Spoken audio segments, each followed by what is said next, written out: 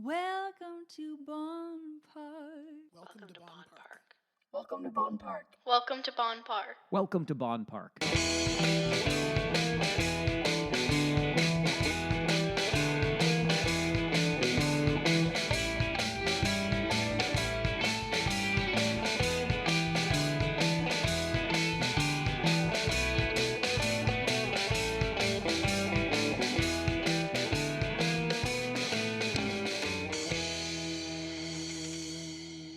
Welcome to Bonn Park. I'm Sara Geidlinger.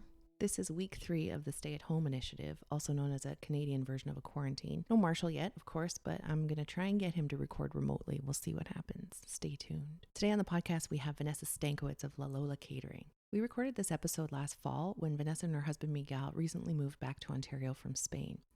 And they were just beginning to bring the taste of Spain to our region. Now they've just exploded. They were doing brewery pop-ups, paella parties, catering obviously. They have a stand at the Kitchener Market, and they're in many stores around the region. You can check their website for a full list of those. During this COVID-19 quarantine, La Lola is offering online catering and contactless delivery. Last night my family had the lentillas, I hope I'm saying that right, the lentil soup, with a crispy golden empanada, and it was such a treat to not cook and enjoy these flavors of Spain. This is also the episode where I say a very bad word accidentally. I learned that you can't leave your cell phone beside the mixer because that causes some noise, and there's a wee dog that barks its little head off in this episode, so enjoy. Here's Vanessa Stankiewicz. Bienvenidos a Bonn Park. So Vanessa, I want to talk about the first time I met you. I was at a Stitch and Kitch that I had promised my childhood friend Emily Hirth that I would go to and check out all of her wares. And I had my daughter Justina, who's doing her homework over here, watching our podcast be recorded, in one of those baby slings. And I was walking around just treating myself to wonderful things. And I bought these gorgeous earrings that I'm wearing from your stand. And I think that's the first time that we met. I think that's probably true. Yeah. So would have been, Justina's almost 14, so probably 13, 14 years ago? About 13 or 14 years ago, yeah. For sure. So how many Stitch and Kitches did you do back then? I think I probably did about maybe 4 or 5. I'm not sure. I think I was actually at the very first one because initially I had known Kaz, who had Dude, the Dude store downtown Kitchener. Oh, right. And which was a fabulous store, and Kaz is pretty fantastic. And I think I was actually interested in doing the Dude show in Toronto, but Kaz had mentioned Stitch and Kitch was going to happen, and I think I applied and got in. And it's a tight group. Like, you don't just sign up and get in. I think I was at the first Stitch and Kitch. Were you really? It was in a little housing complex. It was like a community room that was smaller than where we're sitting right now in your living room space. And it was just a few tables and a really low ceiling. And some wonderful treasures. Yeah. Probably. Yeah, it's come such a long way. I think the one I was at, I want to say St. Andrews on the corner of maybe William and King. Yeah, at the church at that point. First United Church. Oh, First United. Yeah, okay. First United Church. So that's kind of going back in my design days, which I've worked in design for 20 years. And this is mostly fashion design? Mostly fashion. And then I always liked doing tons of other creative things, like basically what you're wearing are really reworked vintage beads that I would find in all sorts of different places. Salvation Army, Value Village, Lens Mills, and then I would just kind of rework them to something that I liked now. I'm super impressed that you recognize these earrings. Yeah, I recognize my work anywhere. I love it. I remember being very impressed too, because at the time I was really moving into photography full time, and I was so impressed that you had like proper punched cards that were handmade that looked professional with your earrings on them. And I was like, I'm buying these. Yeah, I'm pretty anal like that, actually. It's all right. It's a good way to be And that way. when you spoke of thrift stores like Value Village or something like Lens Mill, it's not a thrift store, but I think about how these stores always have the element to surprise you. Oh, yeah. You never know what could possibly be in there. It's just absolutely perfect for what you want to make. Totally. Yeah. And I think it makes the creative process even more exciting because you're kind of finding a treasure and then you're reworking it. And at Lens Mills, like, I found amazing treasures, which actually included beads from the 50s and 60s from Japan. And I still have a select few that I'm not willing to even make anything out of. I love it. They're too sacred to use. I love it. Because I'm just like, I love these. So, yeah, definitely. Yeah, those kind of items have a backstory, and often I think the mystique of them is what makes them so interesting. Like, how did they come here, and why? How did they get to Lens Mill? Or the place on Victoria Street. The yeah, I'm having a blank out. KW Surplus. That's it. Yeah, Yeah. there you go. The weird airplane store is what Yeah. my kids call it. It is the weird airplane Right? store. I know. No, I love thinking about the journey on how these Oh, it's yeah. beads or whatever they are, how they got there. And, Totally. yeah, and usually affordable. And Yeah. I actually bought these earrings. I wanna just talk about them for a second. It's funny, we're not even really focusing on your fashion design today, but I love that we're talking about it. So I'll pull out these earrings every, I don't know, couple of months or a few weeks or however often you remember to change your earrings. I tend to sleep in mine and forget about them. But they're very simple. They're just a little copper or brass pole, like a post with a green round bead, and then like a brown. Kind of got one of those mid-century It freaky does, yeah. spaceship kind of shape. It reminds me of those weird pendant, like kitchen chandelier Totally. glass things, pendant ones that usually hung over tables, like in the 1950s movies. And then another green bead on top. And every time I wear them, somebody is like, "Where did you get those from?" I'm like, "Oh, there is no way you can find these again." But maybe you can. She's got a secret stash of beads at home. I do have a secret stash. You never know. Maybe I will make a comeback to Stitching Kit, so I satisfy my creative crowd and little itch that I always have. I love it. It's also heartbreaking when you lose one of those one of a kind. Oh, items, too. totally. Yeah. Yeah. It Oh is. my gosh. That's why, like, I actually don't have any jewelry of any worth because I'm terrible with my stuff. Like, I've already lost my wedding ring. Thank God we just had plain bands that cost like $150.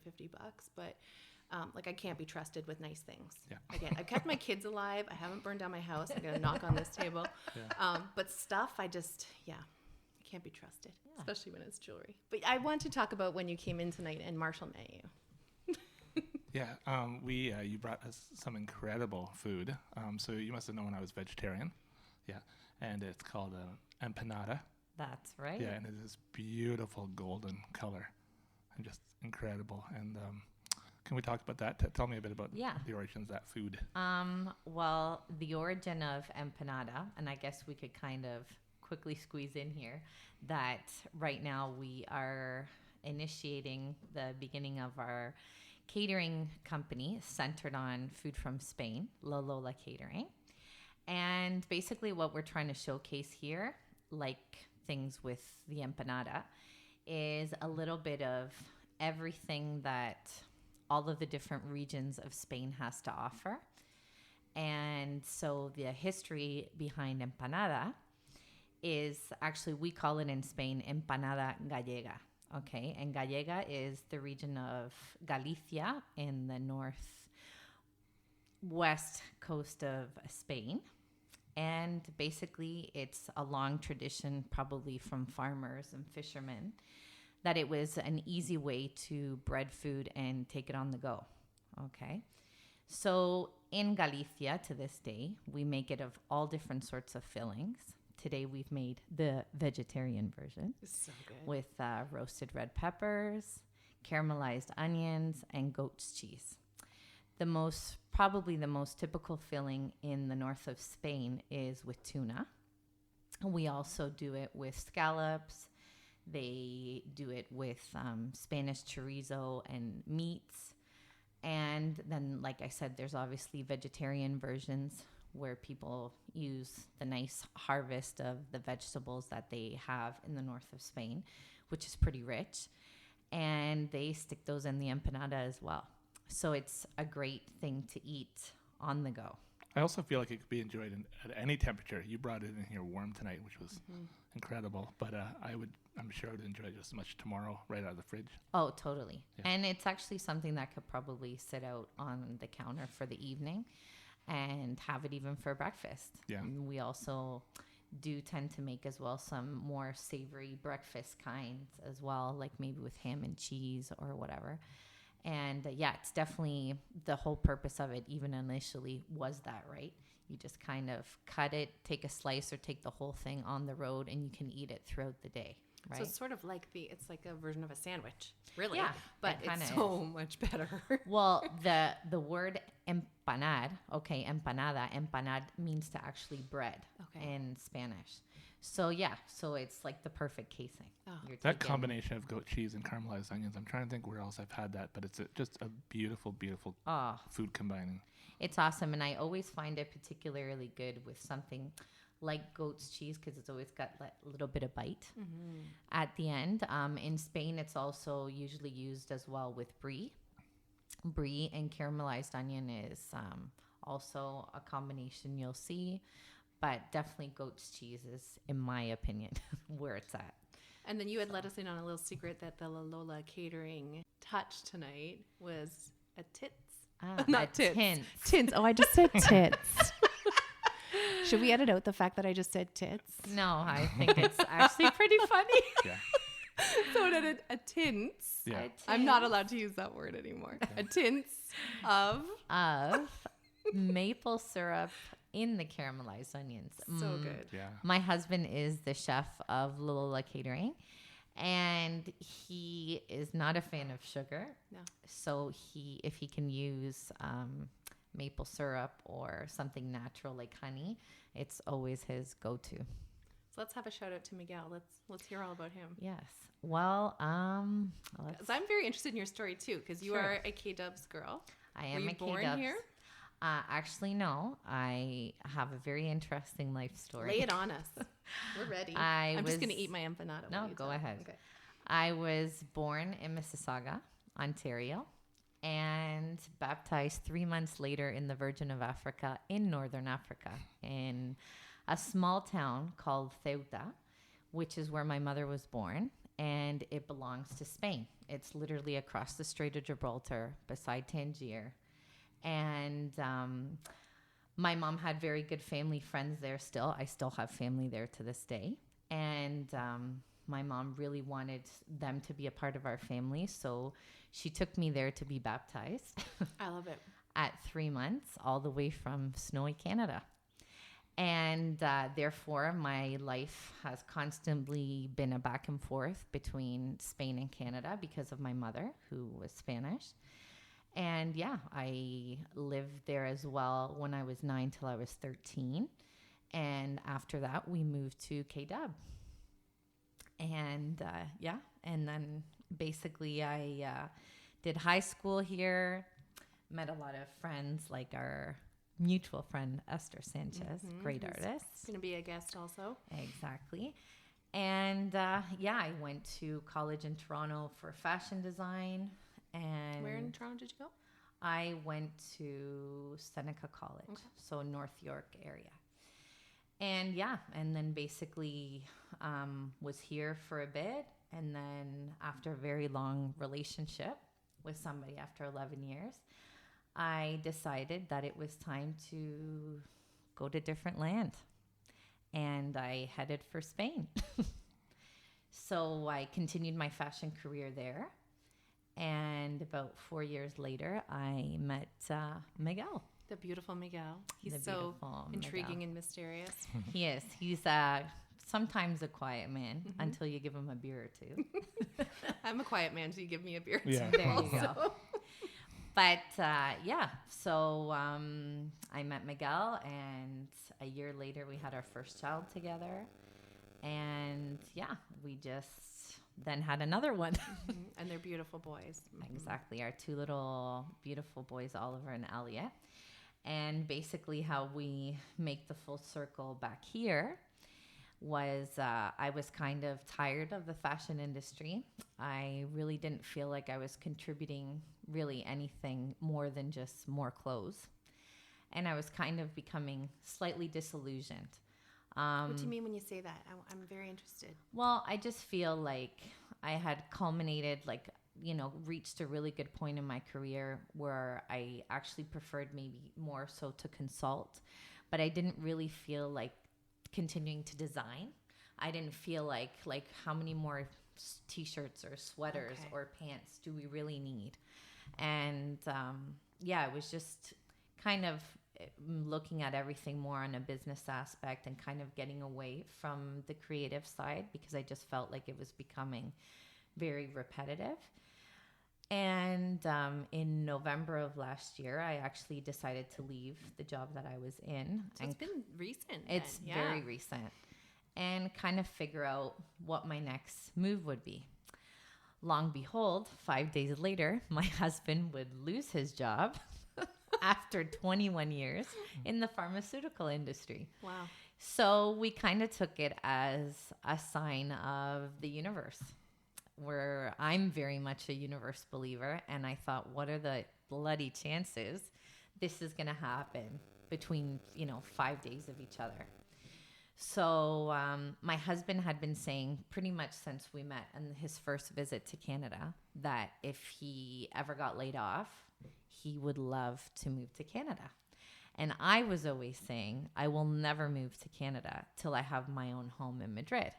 Well, luckily enough, probably about 6 months before I decided to leave my job, we'd actually bought a home in the city center of Madrid. So, it's kind of like all the cards were aligned. And It's almost like it was slapping you in the face. Totally. Yeah. I think it was just like a culmination of everything. And it was like everything pushed us in this direction. So then came the big question of, well, if we're going to go to Canada, what are we going to do here? And my husband over the years, he wasn't, very in love with his job. So he had been kind of discussing with me on and off, like different options of things he'd like to do. And cooking was always one of them. He's been a very good cook at home and he has a lot of patience for it. And basically when we started talking about this, he was like, I really think I want to be a chef. And I was like, well, then do it. So he went to chef school. And initially, I was actually going to look maybe for something in fashion here to kind of, maintain Bridge us. the gap, yeah. Yeah. Mm-hmm. And then my husband was like, you know what? I think I need you. I'm moving to this country where I don't know anybody, catering or doing things in people's homes or whatever. I'm not going to feel loose initially. And you were very comfortable in a crowd. Yes. Yeah. I am very much a people person. Mm-hmm. So I went to wine school because I really like wine. Like just a hobby fashion, or are you going to become a sommelier? Or? Not actually a sommelier. What I wanted to do is get certified basically, which is what I did in certain aspects of wines, particularly Spanish wine and spirits. So I thought, I don't need to become a full-on sommelier, but what I really need to know Thank you for saying it right. I tried, and then I realized I failed. I'm like, am I saying it right? I think you are. So I was just, I just really want to know my Spanish wines. Mm-hmm. And I want to be able to give people a proper wine tasting.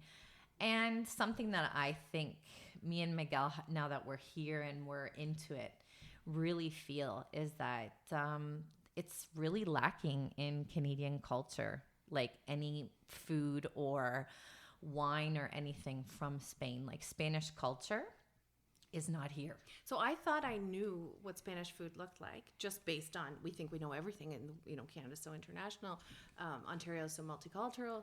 But then when I was looking at your Instagram feed, now I didn't show this to Marshall. Marshall's our lovely analog person in our digital world here. But your Instagram feed for Lola Catering is freaking gorgeous. Thank you.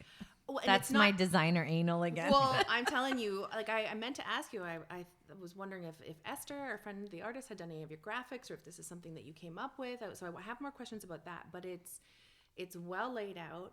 It's not just an account where you're posting shit from your work. It is beautiful. It is colorful. It is sexy. It is eye-catching. It makes me happy when I look at it. Oh, I love it. And as a creative person, and you've got what I'm trying to get at is the trays of food. So that might not be what you're calling it, and please clarify, but the gorgeous round trays of prawns and shrimps and fish and tortillas and all of these beautiful things, they're like an art piece in themselves.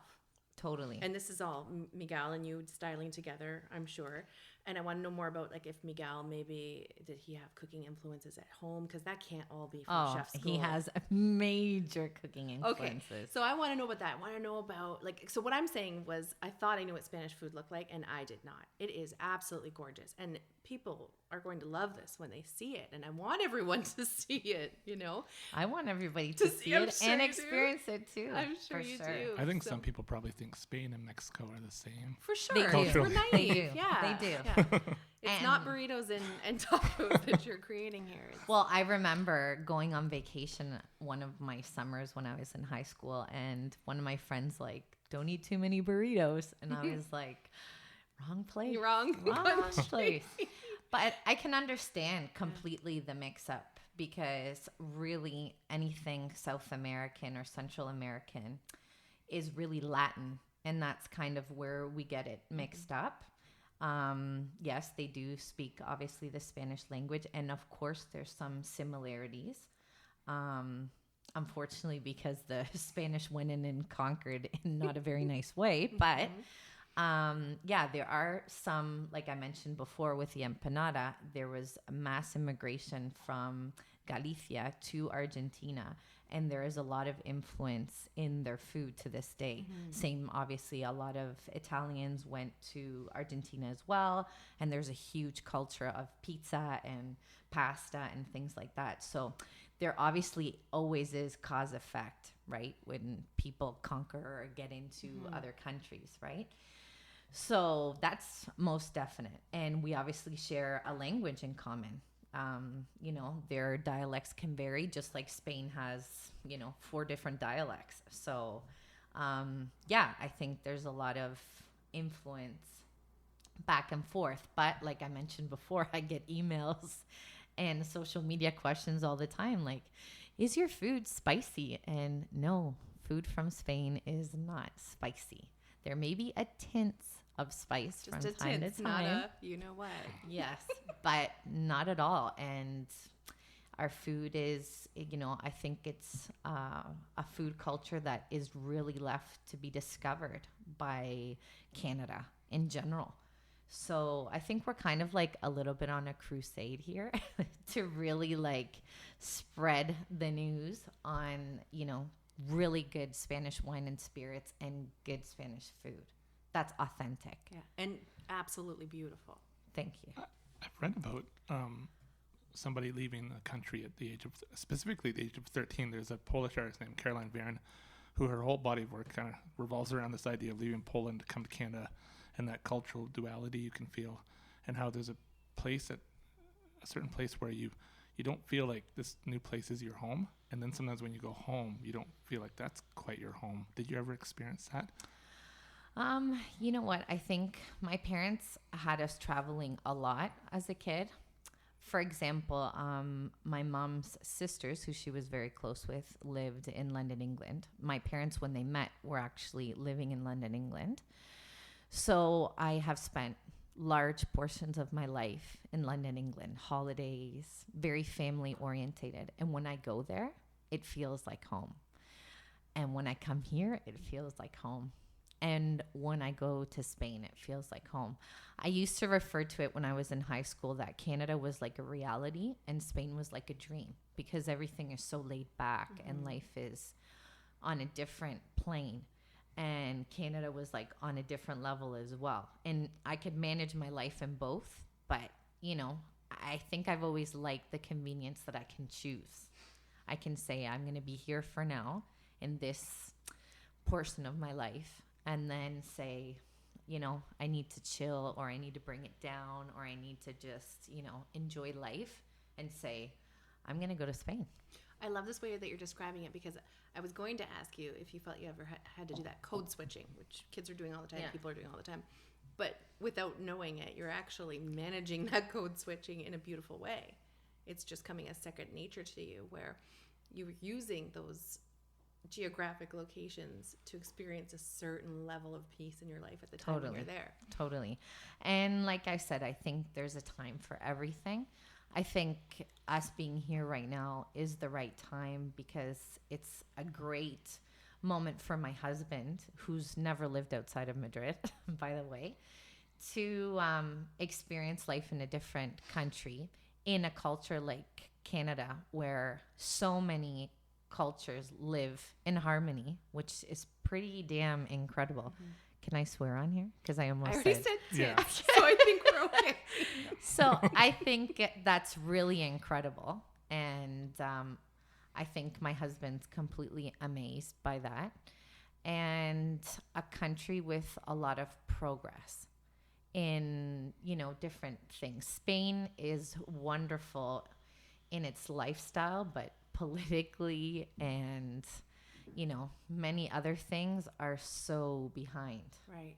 So I think it's kind of refreshing for me just to get back into where a place where things work smoothly generally, and my husband to experience that, you know. With regards to your fashion, something you said really spoke to me.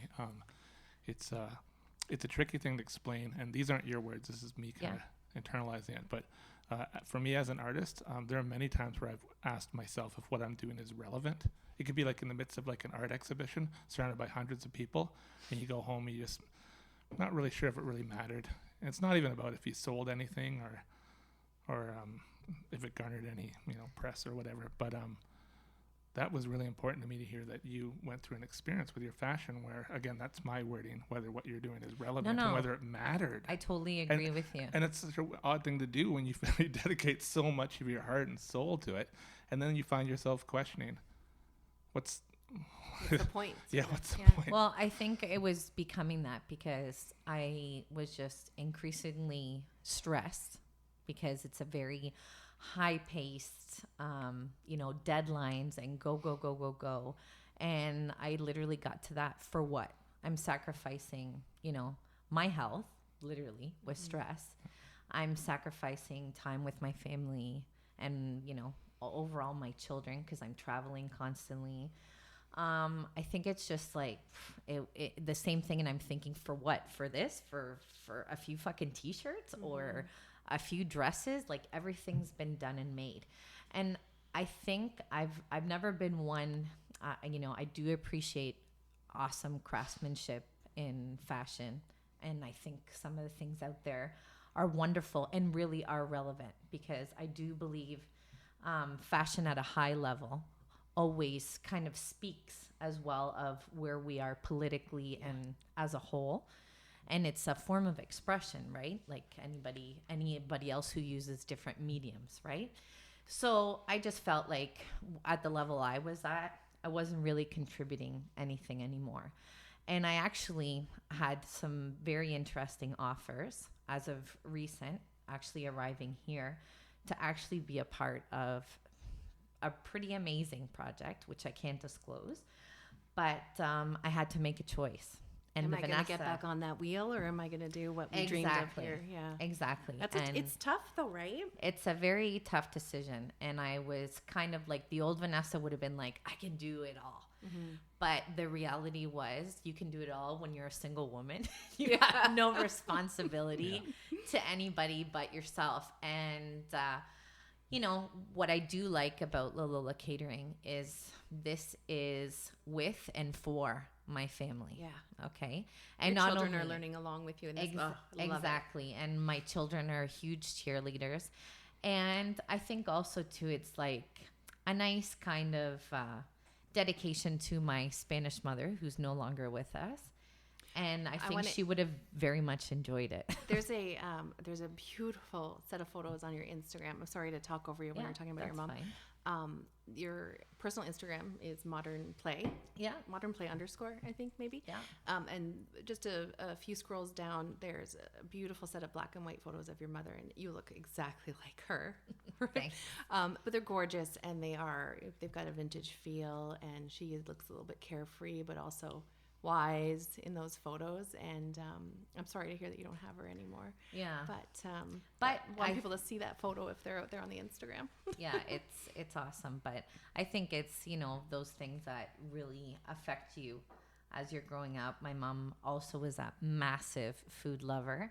And many of my friends in KW and Cambridge can testify to eating some of my mom's famous Spanish food. So I think it's a pretty big part of my life. So I see it as a huge gift when recipes come into our community from across the world. A good example I can think of is Taste of Seoul in Waterloo. So that's Korean food, and we discovered bibimbap. Oh, right. Oh, amazing. And bibimbap has an incredible story to it. It's like a food from like hundreds of years ago, and pleasing the gods and all this. And it's because of this immigration, and because we have people in our community who want to support this and welcome it, that we have these incredible recipes from other worlds that come into our community. And why wouldn't you want to support that? It's like a gift, Well, I really hope people want to support it. I know that I'm always excited about food from other countries. And like I mentioned to you before, I grew up part of my life in Mississauga, where the neighbor beside me was Filipino, the one in front of me was Greek, the one behind me was Portuguese, the ones down the street were Lebanese. And you would go play there and eat whatever their culture, their family was eating. And I think for me, that was a huge awakening as a child. But I never second guessed that, I thought it was wonderful, and I totally took part in it and enjoyed it to this day. I'd love to ask Miguel this question. So I really enjoy a cooking show called Lydia's Kitchen. She's an Italian cook. Oh my God, that's cook. Steve's perfect 10 Steve. That's his favorite show in the world. I love Sorry, Lydia's that's what we Kitchen. call my husband. And and I love cooking pasta. And one of the first episodes I saw, Lydia, first of all, shows how much salt you should put into. Let's say she's making spaghetti or linguine. Yeah. And then Or drinking with her mother. That's right, or drinking. That's what she does. And then she talks a lot about the quality of the tomatoes, and just please buy quality pasta and quality tomatoes. And then she shows how, if you have quality ingredients, you don't need a lot of sauce, and she stirs it all around. It looks incredible. And then I remember she had this thing she said where she said, I think it's filmed in America. I actually never questioned it. She says, I don't know. Yeah, she goes, when I got here, it's like I see like people making pasta and then putting like huge heaping amounts of sauce on top. And she said, where did that come from? That's not how we make spaghetti in Italy. Nobody in Italy puts heaping amounts of tomato sauce on spaghetti. And she said, I wonder where that came from. And anyways, has Miguel seen things like that when he's come here with regards to our food and thought, that's odd? How did that? I think, I'm going to speak for Miguel here, but I'm sure he's seen a lot of things that he doesn't quite understand. Yeah. I think poutine's one of them. Yeah. He's just like, he looks at me sometimes and he's like, whoa, that's like really pigging out. He doesn't really get it. But yeah, I'm sure there's lots of things. But I think all different countries kind of try to adapt other countries' foods. Like in Spain, we have tons of Italian food as well. And for example, the original carbonara is just made with raw egg. But in Spain, people use cream. You know what I mean? Like they kind of adapt it to their way. But I think Miguel does love some Canadian dishes. Like he loves a good burger, and he does frequently actually ask me, like, what is Canadian food? Yeah. Oh, we don't have any. And yeah, he asks me that like all the time. He's like, Vanessa, what is Canadian food? And I'm like, I don't really know what to tell you. Something that's a real dilemma for me is I absolutely love the taste and flavors of Jamaican food. I love it. And I remember Jamaican patties with beef when I used to eat meat, and I just love it. And yet I can't think of any food that has less vegetarian options for me other than the chickpea roti. Well, it can, it's like I said, it's the culture too. In the Caribbean, actually, you know what? They would have good weather pretty much all year round to do some fresh veggie. But I grew up with a lot of Caribbean, once again, culture in Mississauga. My best friend when I was a little girl, Renee Winters, was Jamaican. Sounds like an actress. Yeah, and she's a singer, a wonderful singer. I love it. And that was my first, touch with Jamaican food, and have loved it. And then my other really good friend, Jen Dubé, her parents were from Trinidad, and I love me some goat curry and some roti. So Miguel actually tried it for the first time, and he loved it as well. Did I use roti in the right way? I was referring to that chickpea wrap. Yeah. Yeah. Okay. No, Yeah. you did.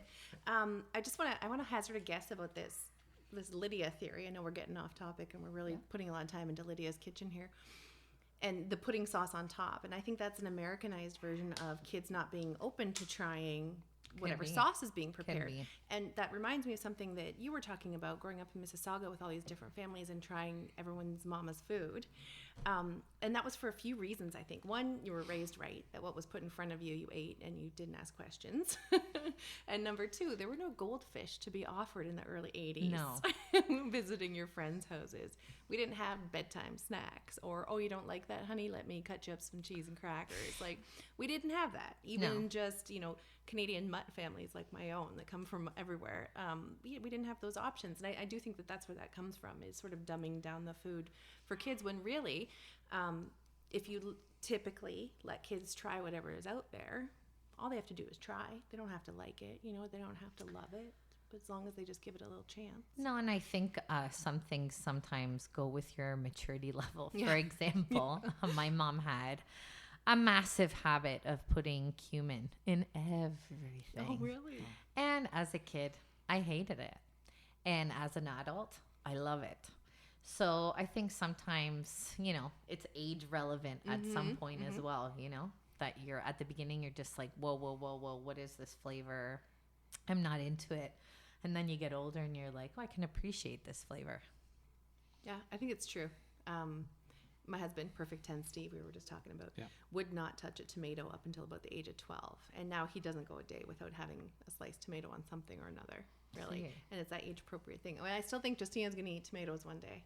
It's going to happen. There's time yet. There's time. She's shaking her head from the kitchen.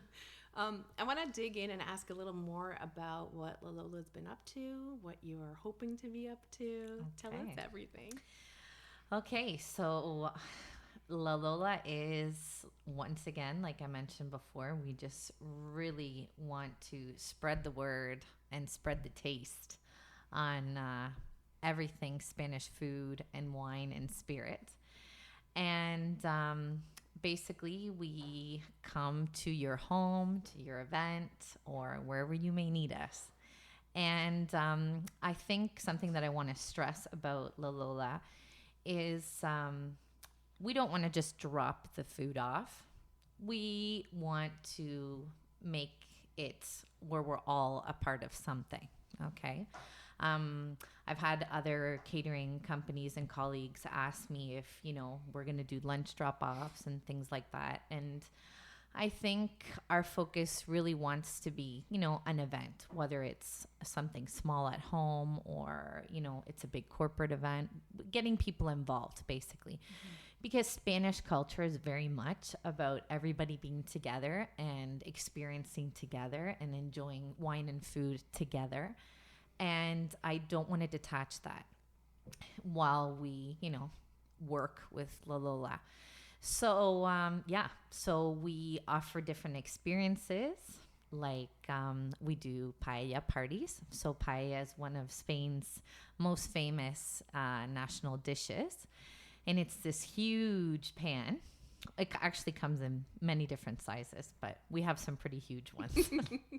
And it's a rice dish. And the most typical paella is paella de marisco, which is seafood. And then we also have basically any other paella after that is just really considered a rice. But the pan is a paellera. So we still kind of say paellera. And we make vegetarian options. The best options. Yes. And we do just do a meat and vegetable ones. Something we really want to focus on as well is using seasonal vegetables as well. We want to keep that using local product as well. It was actually very nice to come home and find out that one of my cousins has actually started her own farm. Oh, beautiful. Where she's farming, animals hormone free and everything. It's called Perry's Corner Farm, and I'm very proud of her. And we look forward to getting our product from her coming into the spring and stuff like that, because she only slaughters at certain times of the year. Okay. Once again, the universe is slapping you in the Totally. face. Yeah. The universe is just like your family's into it and you're into it. So yeah, so we do these kinds of paellas, and then we have a specialty paella, which is actually called arroz negro, which is a black rice. And I do realize, and we are realizing, that Canadians are a little skeptical sometimes on the seafood front, a little bit, right? People are more, Definitely chicken. in the central areas like we are in. Yeah, I think some people are still a little, curious, but maybe don't want to jump in head first. But this is a rice dish that I didn't want to take off our menu because it's one of my children's favorites. So it's basically rice infused with squid ink. And I know some people may be like, squid ink, but it is amazing. And what does the squid ink bring to it? Like, I wouldn't know. So it brings kind of like a slight, because it's not overpowering, kind of seafood flavor. Okay. And it's always served with alioli. Okay. So the Spanish garlic mayo. And you mix it in, and it's just like, I don't even know how to describe it, but I think my best way would to be, it's just like a slight tint of seafood, but it's not overpowering. And like I said, my children are completely hooked. So it's something that I hope the community embraces at some point or takes a chance. All the kids will be taking in the squid ink. Yeah, they'll be like I'm black saying teeth it wrong. all the time. In their lunch boxes for nutrition break number 2. Totally. Yeah. So, so paella parties are a great gathering, and we actually come to your home, bring the pan, and we can make it. And winter is no obstacle if you have a garage. So, we do those, and that's something that I think is a great thing to people love to watch while Miguel makes the paella. And another very popular event we've been doing, or experience, better said, is wine and tapas. Yeah. So my brother always says to me, they all claim to be tapas, but they ain't tapas. Really? Because I think I know what it is, but I might not. And that's the thing. So I think, everybody's run with the word tapas instead of using the word appetizer nowadays. And, tapas is Spanish, 110%. And it's not just appetizers. So it's pretty, I think, neat, when we do come to people's homes or to their event, and we do the wine and tapas pairing, and they actually see what a tapa is. And once again, we try to make them seasonal. And once again, I do not usually like to repeat the same wines, because I do want people to say, okay, we're going to do this wine and tapas experience this month. And, maybe we want to do it again in a month. And I want to showcase as much Spanish wines and spirits that I can, right? So we can kind of spread the taste and the word on how good and how awesome Spanish product is. I'm having a visual right now where I could see where you came up with this concept of I don't want our company and our business and our family run creation to just drop this food off at your door. So you don't want to just drop off that pan, because if it is a seafood or something like maybe the squid ink one, people might be sort of like, are you going to try it? Am I going to, what are we supposed to, do we use a spoon? Are we using our hands? But if you and Miguel are around this, I'm assuming fire, cooking up this meal and explaining piece by piece what's going in there and why it's part of the overall flavor, people are going to try it. It's going to be part of that whole connection where people are going to want to try it just because they've watched the process. Totally. Well, we had a funny moment this Saturday. We had a huge birthday event in Guelph. And a gentleman actually came up, and I was serving it, and he's like, just a little bit. And I gave him a little bit. And about not even 5 minutes later, he came back, and he's Fill her like, up. can I have some more? And no, he filled it up. Oh, that's awesome. And Just hand me the spoon. I got this. Yeah. So I think, everybody, once again, they know Latin American, Latin Spanish food, but they don't know food from Spain, Europe. And again, it's that spicy fear. Some people like, Exactly. I love spice, but some people get very put off by it. And maybe just by the appearance and us having that sort of Exactly. umbrella idea of what Spanish or Latin food is. Totally. Or I just spicy. learned that aioli, which I thought just arrived at Mr. Submarine and Harvey's like in the last year, is actually something from Spain. No, I love it. No, that's great. That's great. I didn't know where it came from. I just know that Mr. Submarine and Harvey's is boasting about that they. Yeah, I might have there learned you from go. Food And Network. alioli is Aioli, not totally, even pronounced right. totally Spanish. So yeah, And this is typically a homemade mayo with a flavoring of some Exactly. kind added, right? Or no? Yes, Okay. you're adding garlic into it. And the funny part is we don't buy mayonnaise at our house. No. People in Spain rarely buy store-bought tub. mayonnaise. Exactly. Yeah. Because what I think people don't realize is it's really easy to make mayonnaise. How do you make it? Like literally you drop an egg into those hand beaters.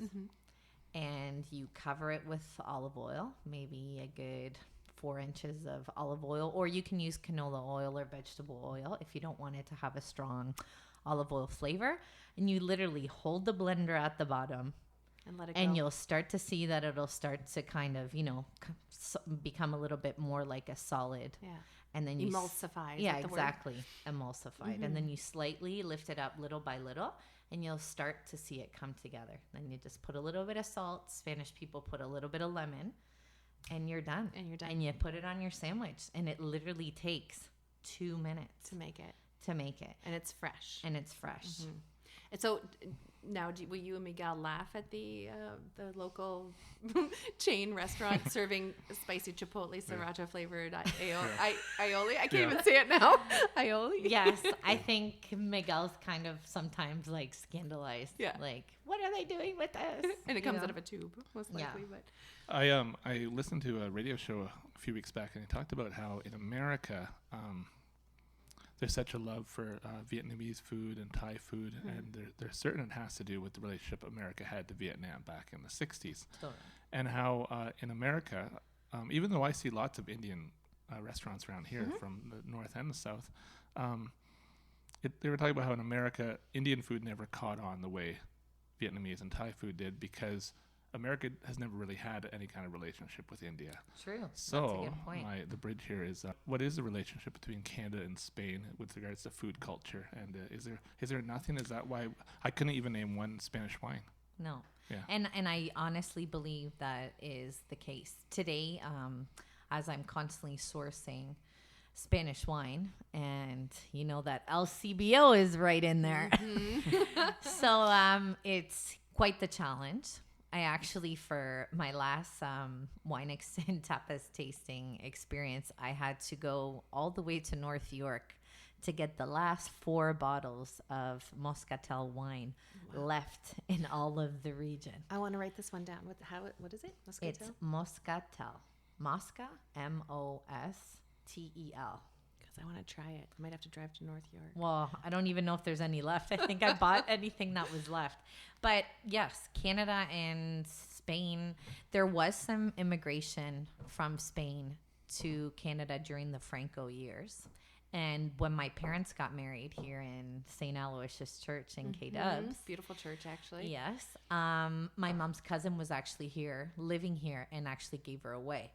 But I think after the Franco era was done, people went back, probably because of those nasty winters. Right. I don't think they could stick it out.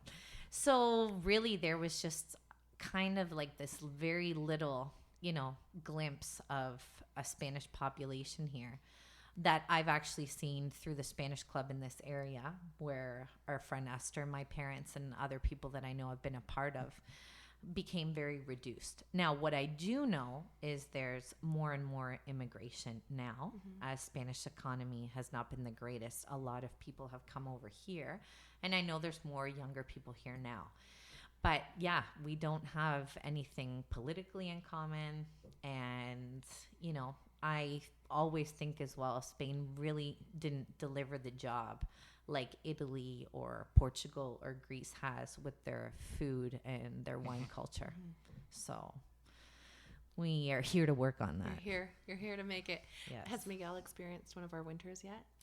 Actually, Miguel's been here 5 times. Oh, right. So he has that. And he's actually experienced only one summer aside from this one. So the rest have been winters, but no longer than a month. Mm-hmm. So I don't Get your know. shovel out, Miguel. Yeah. Everybody's like, send a picture. Everybody in Spain's like, send a picture of Miguel with the shovel. Oh, wait till it's that one February storm we always get where the snowbanks are above, the first floor of your house. And you're carving tunnels out. Wait. What are your memories of African food? Well, where my mom's from, in Ceuta, there is such a mix. My mom used to tell me stories. It's port, right? It's like literally the gateway. Mm-hmm. They used to call it Hercules Gate because it's the gateway from the Atlantic into the Mediterranean. It's where both of them collide. So my mom said to me that, she grew up with Jewish culture, with Indian culture, which I had no idea. Moroccan culture, Arab culture, and Spanish culture. And my mom said, and anything else that came by in a boat.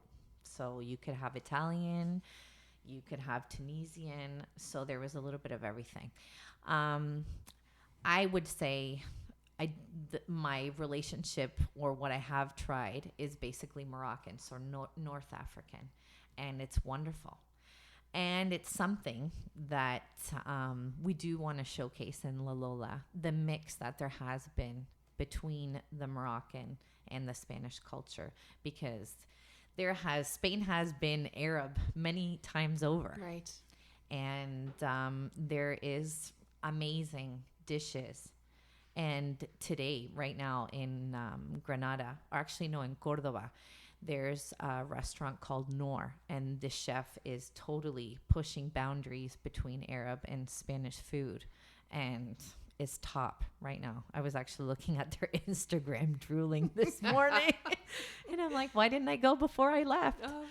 So, yes, there is like amazing. And my experience as a kid was, I loved it. I very, very, very much feel like I could eat that food every single day because it was very much of part of my childhood. What comes to mind for me, I don't know a lot about Moroccan food, but I think about rice and dark curries and chickpeas and Yes. Maybe paneer. Not really. No. They are more, for couscous is their major. Yeah. So bulgur wheat, couscous. Not like the Jewish couscous. They have the thicker, kind of larger one. In Morocco, it's the finer one. Like, once again, lots of vegetables. They do have tons of vegetarian dishes as well, right?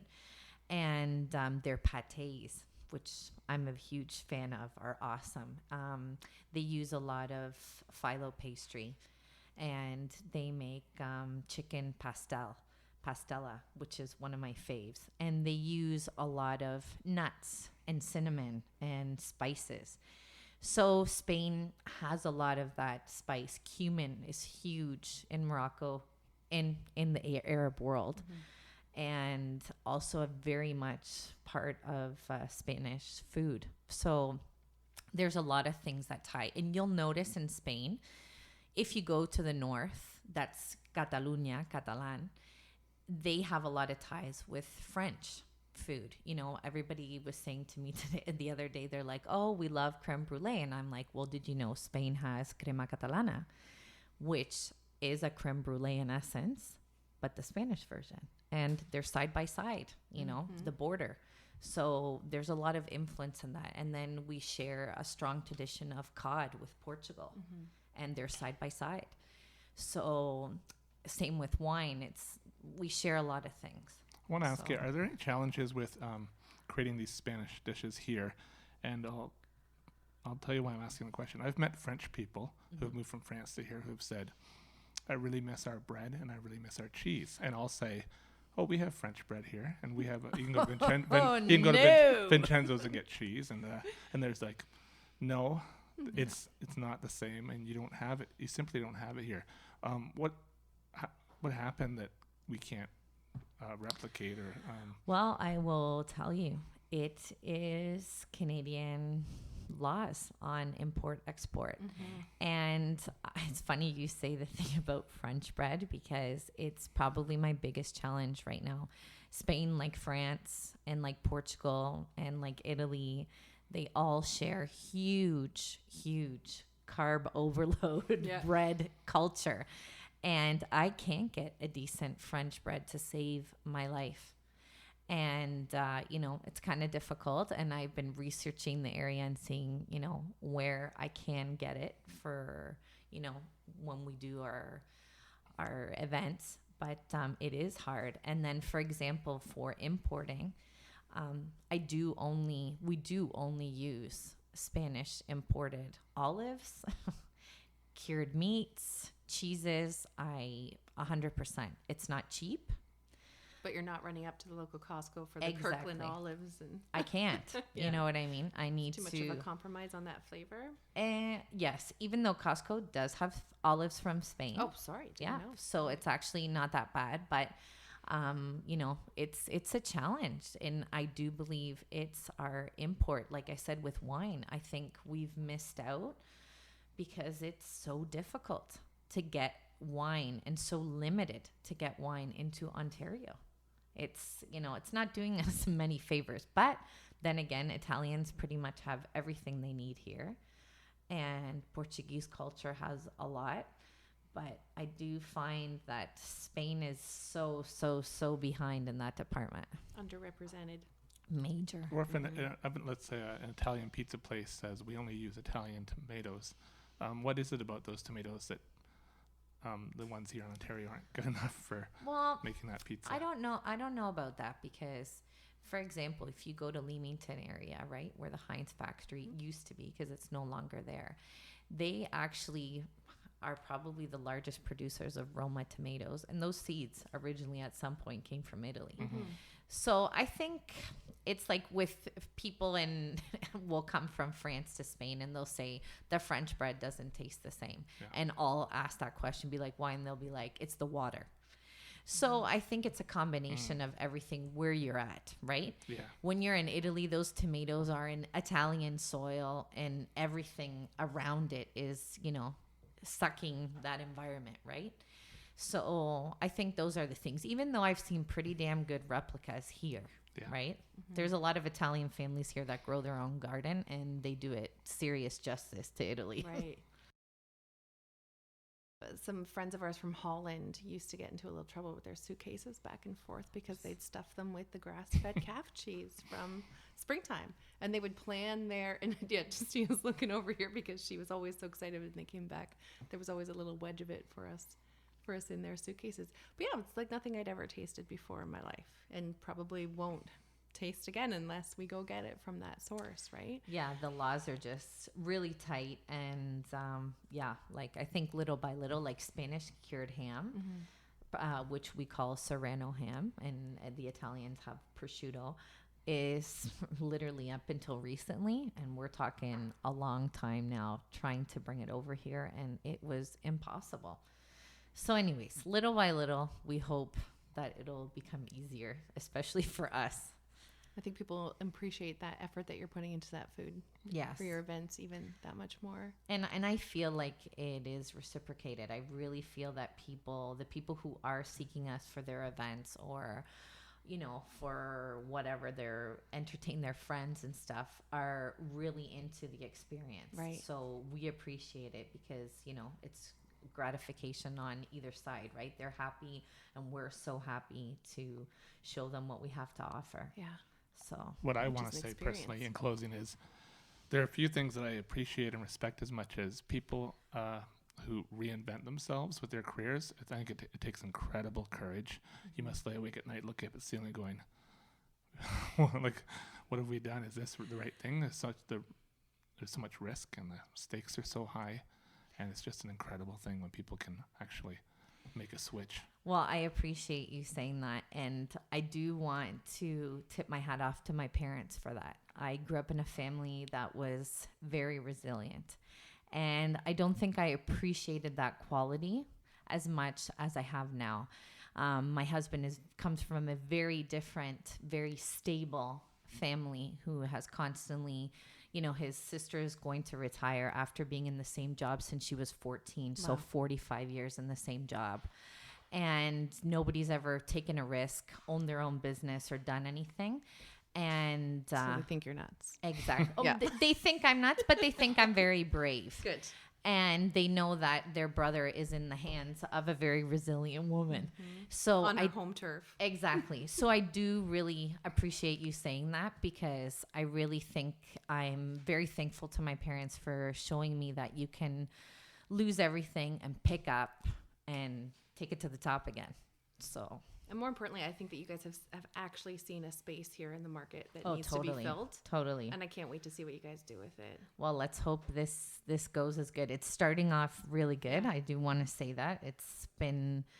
We've been going hard, to be honest. We're pretty wiped out, but we're very excited. So that's literally what we needed to feel like we're right on the right path. On the right path and living with purpose with your family. Totally. Living in purpose, which is my goal and my husband's, and we're living it out. Where can people find you? Other than the places, well, you say all the places, even the At places Bonn I Park. just said. At Bonn Park. At Bonn Park. You can totally find us at lolacatering.com, or you can find us on Instagram and Facebook as well. So yeah, hit us up anytime for any event. And I think it's great when you want to showcase or do something different with your friends or coworkers. And yeah, I think people are going to love it as much as we do. I hope you come back and talk to us again. Let us know how it's going. I will, for sure. And bring food. I know. promise I'm getting I right will. back into this right now. I really appreciate you guys having me. And yeah, we'll definitely do a part 2. Nice to Sounds meet good. you. Nice to meet you. Say as hi to well. Miguel for us too. I will. Oh, this is so good.